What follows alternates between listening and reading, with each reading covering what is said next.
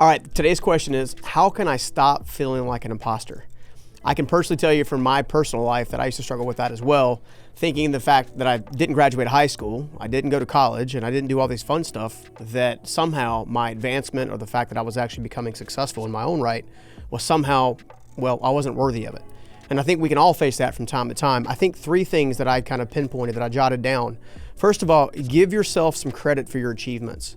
Far too often we get something done, we get kind of rewarded for it, but we never actually take the time to actually appreciate the advancement we've already made.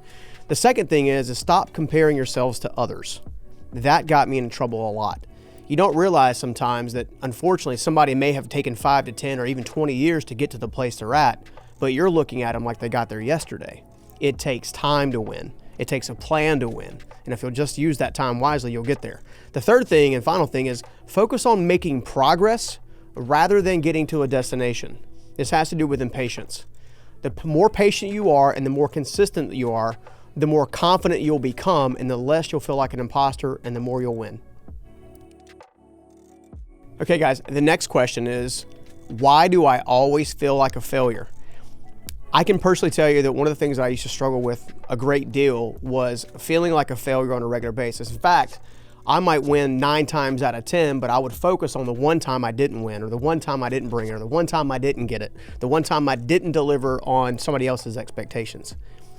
And I think it comes down to the way you look at, quote, failure. I personally don't see failure any longer as failure. I see failure as simply learning. The only time that I ever actually fail is when I refuse to get back up, right? So you want to make sure you take the time to always get back up and learn from each mistake. By the way, here are 4 other things that I think that kind of can get you in trouble when you're looking at failure. First of all, impatience, right?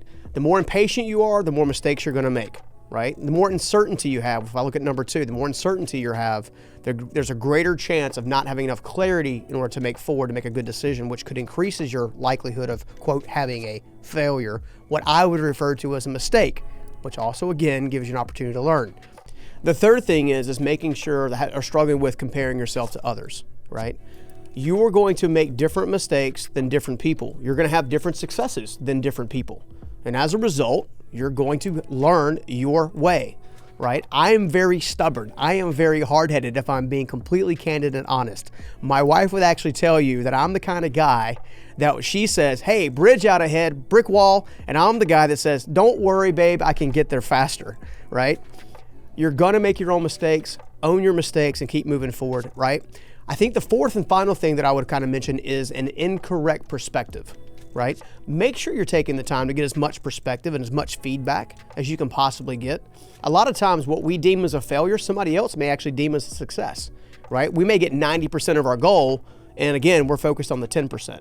I think if you'll do some of those things and give yourself room to learn and not fail, you'll start winning big. All right, we get this question a lot, okay? And that is, I feel stuck, how do I move forward?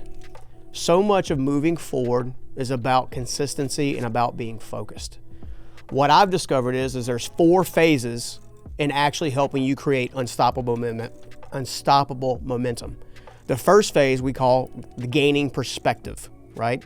Looking at things from as many different angles as possible, getting as much mentorship as possible, getting as much education as possible, getting as much modeling, meaning modeling after successful people as possible, getting as much information as possible, and then taking that information and digesting it, looking how you can position it to help you win. The second phase in unstoppable momentum we like to call recognizing and removing roadblocks. Far too often we're held accountable or held hostage by our roadblocks that are actually coming from our subconscious mind. Limiting beliefs could be a big one. How you actually look at taking initiative, whether or not you're putting in the work. Are you always stuck in analysis paralysis? In other words, are you loving these videos, but are you not actually applying anything? Okay, that could potentially be a roadblock. Now, roadblocks can come in a variety of forms. It can come from your emotional life, your spiritual life, your financial life, your educational life. It can come from all sorts of places, okay? But if you take the time to recognize and remove them, they can get out of your way and stop impeding your progress. The third thing is phase 3, we like to call organizing a plan. When you organize a plan, you're able to actually get traction with confidence because you're not stuck on what decision do I make, what step do I take, because it's laid out in front of you. So you start with your outcome and you work yourself backwards, right? That creates an organized strategy for you to start to win. And I think the fourth phase is probably the biggest one that I see most of our clients and most of our followers and tribe members following up on or struggling with, or stumbling upon, I should say. And that is work your plan, right? Take the time to actually take the steps. Studying all this information, modeling all these behaviors is no good unless you actually take the time to apply it. Now, here's the secret. You don't have to take all the steps at one time. You just have to take one single step a day and you'll be making progress. And the more progress you make, the more confidence you'll have in taking more steps, and the more you'll start winning and winning big. All right, this question we get a lot as well. How do I stop feeling like I need to please everybody? As someone who loves to serve people, as someone who loves to give to people, as someone who loves to be part of someone's life and be part of their transformation, I can understand how that could possibly be a problem. I'll also tell you that in order to keep myself in check, I follow 4 simple principles. And the first principle is I let go of expectations. The only person's expectations I actually hold myself accountable to are whether or not I know that I put in enough effort. Okay, I look at my own initiative, and if I feel like I've made enough effort and I feel like I've had the initiative and I still don't get the result, or the person doesn't get the result that they need or want, then I typically let go of that expectation. Because the one thing you're never going to be able to control is someone else's expectations of you. The best you can possibly do is give the best of yourself as possible all the time. If you do that one thing well, you'll start winning big. Another one, set clear and realistic boundaries.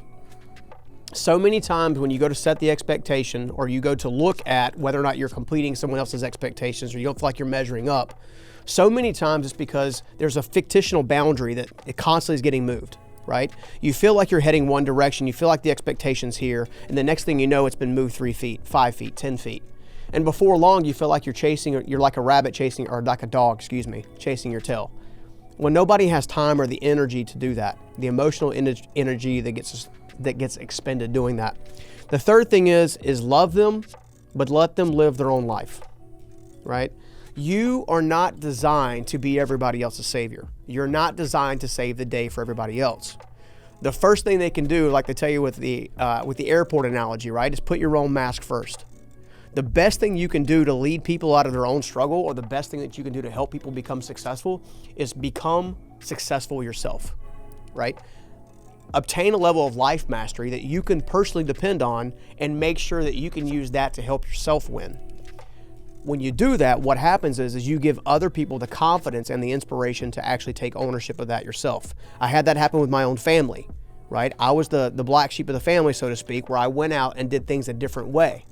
Well, 5 years later, all of a sudden now people within my family started following the same course of action, and you can do the same thing. The fourth thing in making sure you're not trying to quote unquote please everybody, what I call people pleasing, or meet everybody else's expectations, you got to be careful of, is making sure you take the time to get replenishment. Make sure you take the time to get some rest. I find that far too often we don't get enough rest, so when someone asks of us something that we can't deliver on, our automatic response is, yeah, I'll do it, which leads us to not getting in more rest, which leads us making more bad choices, which leads us down a path that we don't want to follow. So take time at least once or twice a week to take time to have rest. Develop a replenishment cycle. Where can you go? Who can you spend time with? Maybe it's with no one, right? Maybe you have a thing that you want to do, but make sure you take the time to rest. I think if you guys will do those 4 things, you'll finally see that the only expectations are the ones you need to meet for yourself. Hey guys, I hope you enjoyed this week's Life Mastery Q&A video. We're doing a new Q&A video every single Monday. And if you have questions you'd like answered, simply leave a comment with your question below this video, or email us at questions@journeyprinciples.com. And if we use your question, we'll send you a free gift just to say thank you.